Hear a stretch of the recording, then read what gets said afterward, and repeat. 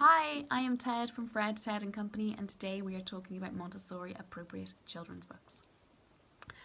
Everyone you ask in the Montessori world will have a very strong opinion of what constitutes a Montessori appropriate book.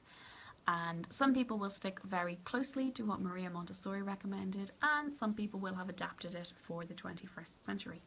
So regardless of where you stand on the spectrum, this is a list of 5 points which you can use to identify whether a book is Montessori appropriate or not. And for each of these points, I want you to bear in mind that children have absorbent minds.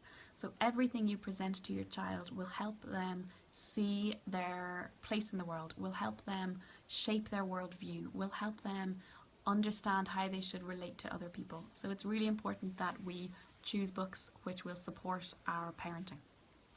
Okay, so our 5 things. The first thing on our list is that it's a book. It's better to read something than read nothing.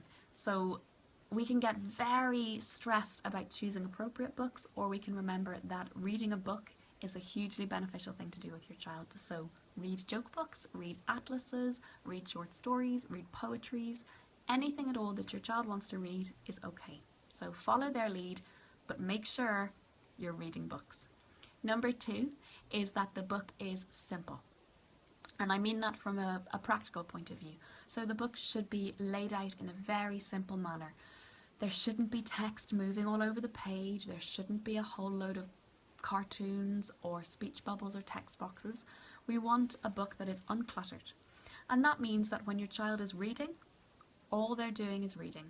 They're not trying to cope with changing font. They're not trying to find the next sentence. They're not trying to follow a narrative that is physically all over the page. They're just reading. So we're isolating the stimulus. So number 1, it's a book. Number 2, it's simple. Number 3, it's beautiful. Like everything in Montessori, we try to present our child with beautiful resources and things that they can appreciate aesthetically. So what's beautiful to me may not be beautiful to you, and likewise what's beautiful to you may not be beautiful to your child. So try to pick a range of different styles. So it's good, especially when they're very young, to choose realistic hand-illustrated books that will let them see the creative process of the artist who made them, because children are much more in tune with those kind of things than we would realise. Personally, I try to avoid very obviously computer-generated imagery unless it's been done in a very creative way. I like Alfie to see the brush strokes and the pencil marks and the scratches. I just think it's really important that he understands that effort and work and love and passion go into creating art. So it should be beautiful, it should be simple, and it should be a book. It should also, and this is really important, be realistic. So remember what we said about the absorbent mind. We want our child to look at a book and see a world they recognise. We want them to see a world that they fit into. And in order for that to happen, it needs to be a realistic book. So try and choose a book with a storyline that can happen. So that means no aliens in underpants, no talking animals, no flying babies. A book that looks familiar for a child. Another bonus point would be if it was child-centered. So if it told a story from a child's perspective, or if it was illustrated from a child's perspective. So maybe seeing the legs of furniture or people's shoes, things like that.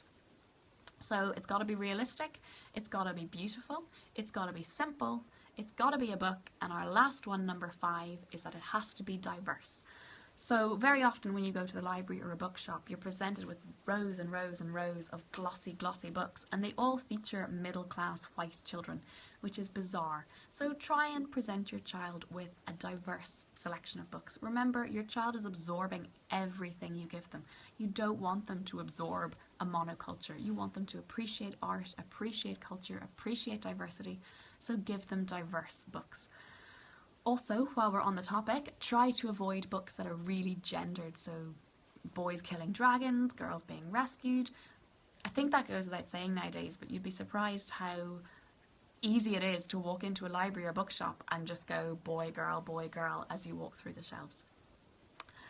So that's our 5 things. Really simple. It's got to be a book. It's got to be beautiful. It's got to be simple. It's got to be realistic. And it's got to be diverse. And that's it. I hope this has been really helpful.